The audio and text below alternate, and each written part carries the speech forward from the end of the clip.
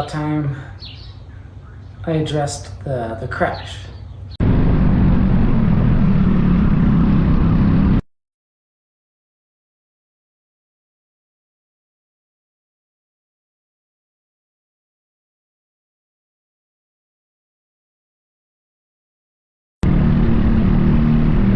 So January, I believe 18th, was the second day of the Cactus Cup go-kart race.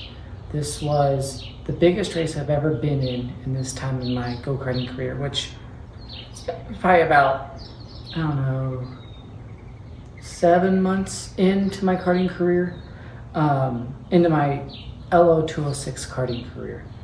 And it's the biggest race that I've ever been in. And there's a lot of people from out of town.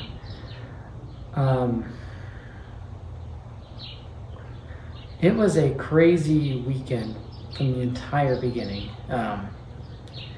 Getting pretty much taken out on the straightaway, somehow saving it, to being in the first race of the entire 2-day deal.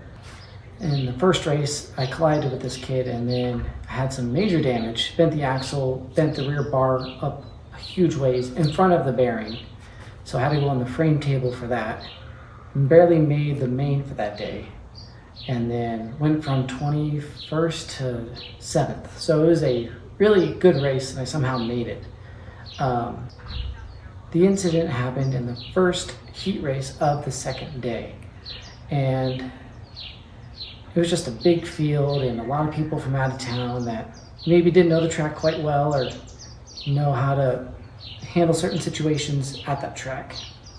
Started 7th and then I drove up to 4th, and all of a sudden my kart kind of started falling off a little bit about probably 6 or 7 laps in. It was really good to start, but then it didn't really handle bad. It just was over gripped and it was just slow. And I started kind of falling back through the field. I think I got probably down to 7th again. So I went from 4th, lost a few spots, 7th or 8th, and then fell back to the clutches of this one kid. And he went to make a pass, but he never really got into position, in my opinion. You can look at a video and tell me what you think.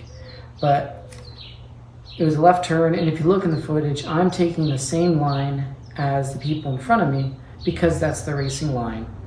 And it's the fastest way around the track.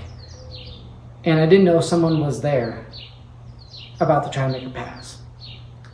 In go-karting, typically, since there's no spotters, things like that, when you have position, you're basically getting alongside like this, where you can see that the person is there. Until you can actually see that they're there, you don't have position.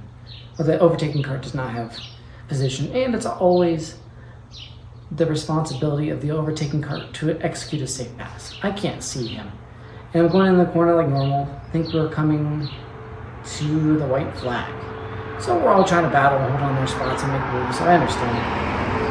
He goes in and he didn't really ever have position, but he's trying to get to where he has position, but he never does. And in order for him to try to seem like he has position or he's there, he has to keep cutting the track further and further and basically narrowing his entry, to the point where he was on the curb and his left side was actually off the racing surface entirely.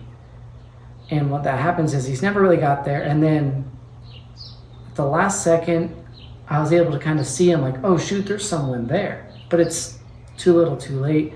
And now he's angled like this, and he basically wedges himself, acts as a wedge, and when he does that, it pushes my kart onto 2.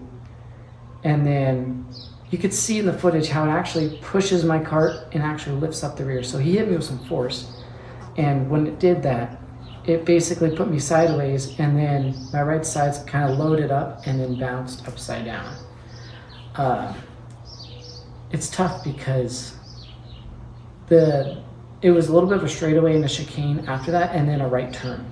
So even if he were to get to the left side of me, it wouldn't have been fruitful because I would have just been able to pass him back on the inside. So he never really had position. He, unfortunately, in my opinion, it was a bad racing decision. And I landed completely upside down on the ground. Probably going like 55 down the straightaway. And then probably by the time of the crash, I was going around 30 miles an hour. But then I basically start falling out of the seat. Imagine I'm upside down. And then I'm like this, and then my back contacts the ground first, and then my neck and my head slam the ground. It all happened so fast that it's hard to remember what happened because it happened so fast. But I remember being on the ground, and I'm like, because it's typically a process to like get out of your go-kart. You got to slow down, you got to stop, you got to kind of prop yourself up, push yourself out of the seat, and then step out. Then I'm like, I am out of the cart completely. And I'm like, what happened? And I just remember feeling a lot of pain, like you had like a really nasty bicycle crash that we probably all experienced, but it was bad. I was like, oh my gosh, what happened? And I think instinctively I was like trying to stand up and get up, but then the track officials were like, no, you gotta lay down, don't move, because they didn't know if I broke my neck, things like that, or bleeding, things like that. They wanted to know what's going on, and I was delirious and out of it. And I do remember, in hindsight, trying to remember how it all happened.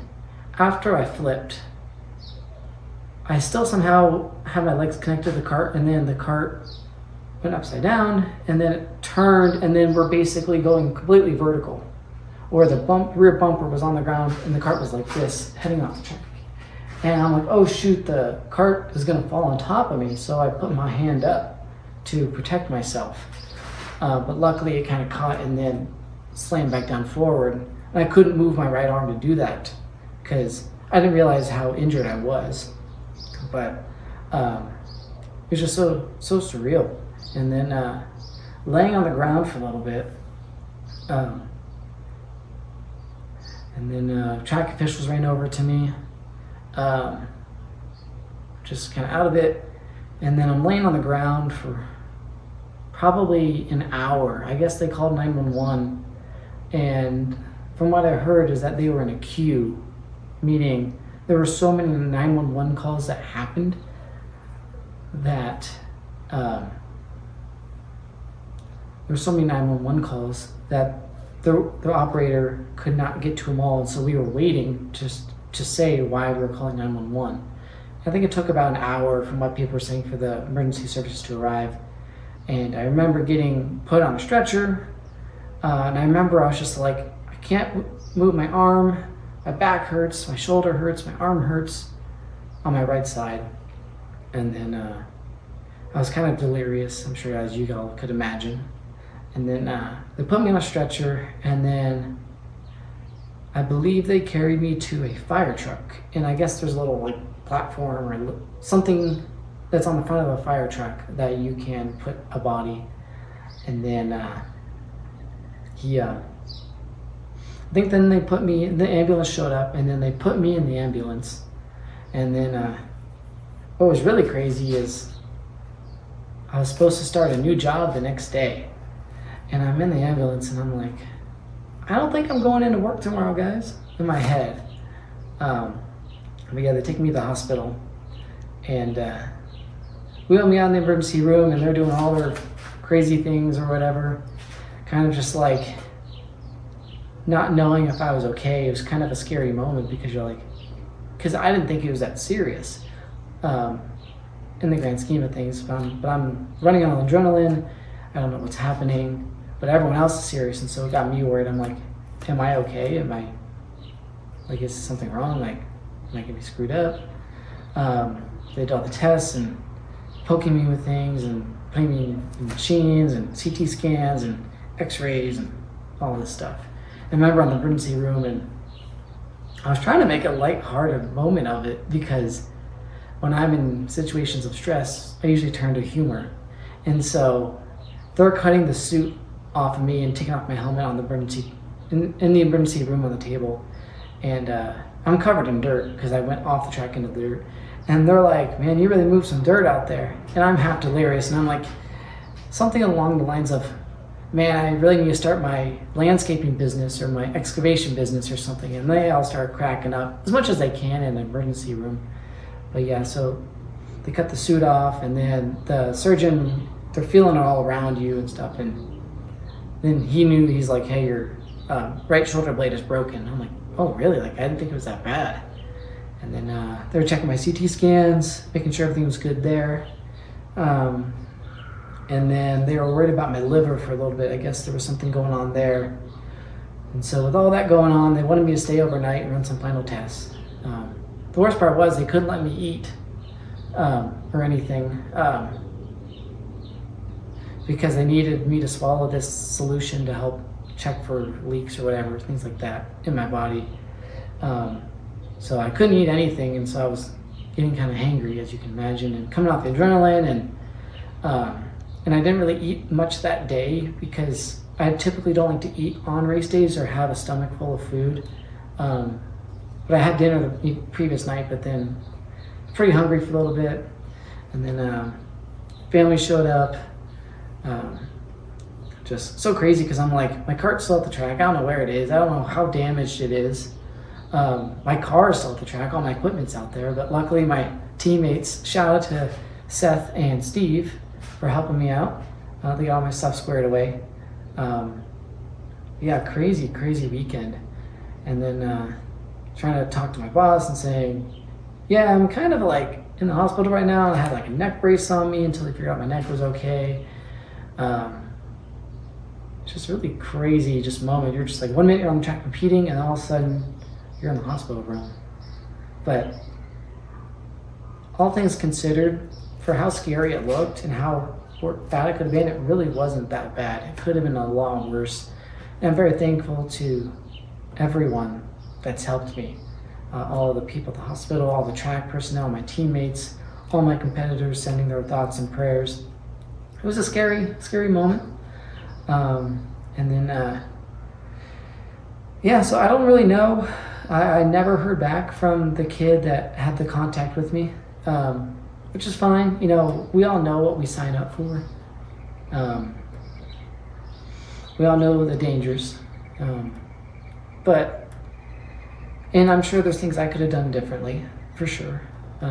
I put myself in that position. If I didn't maybe have the tires aired up too much, I don't think they would have fallen off that quickly or gripped up that much.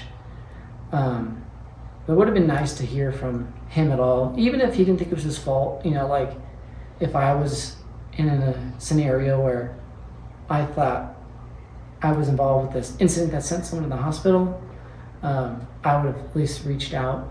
But it is what it is, and I don't have any ill feelings towards anyone. I'm here to have fun and learn and hopefully win. I will win eventually, but it's definitely a learning process. But it would have been nice to kind of hear from other people, maybe the team that he was driving for. But you know, it's racing, flips happen, wrecks happen, people get hurt. I still think the sport is safer than playing tackle football, things like that. And the track does a great job in making sure you're safe. I have people to me within 10 seconds of the crash. The track is like my family, and I'm so thankful for everyone at Phoenix Kart Racing Association. I'll put in the footage as to what happened, and you can kind of see where the contact happens. And I can show you the helmet where I hit the ground, and then you can tell I kind of got dragged underneath the cart and slid off the track, and that's kind of where all these scratches come from. But took a big blow to this, so never using this ever again. Pro tip, never use a helmet after it's taken a hit like that. And I can show you the side pod. And this is the side pod where I got hit here. You can see clearly all this discoloration and these marks from where I got hit. Basically came in like that and just propped me under. But what's interesting is the cart didn't actually get that much damage. Luckily, I had some people, Curtis at Innovative Karting, look over it and take it back to the shop for me, which was very nice of him. He looked it over, but there really wasn't much wrong with it. The back of the bumper, the bottom of the bumper where it kind of slid across the track was kind of messed up and bent, but nothing that needed replacing. The steering column was a little bit bent. And then the top of the exhaust, and the L206 motor, the exhaust kind of comes up a little bit before it kind of goes back. And when I'm upside down, you'll see it in the footage, that top of the exhaust kind of slides across the asphalt. And so I just had to replace the heat sheathing. The exhaust was fine.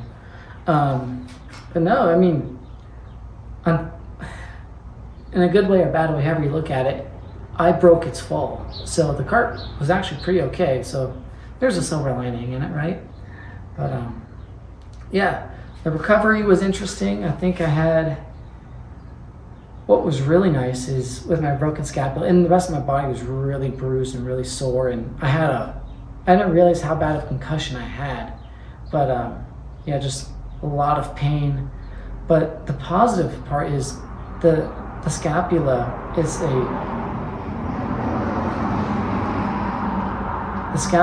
a bone that's not very commonly broken, typically because it takes a lot of force to break it. And I just had one big smack on my back and it broke it. But it's also not broken commonly because it's surrounded by so much muscle.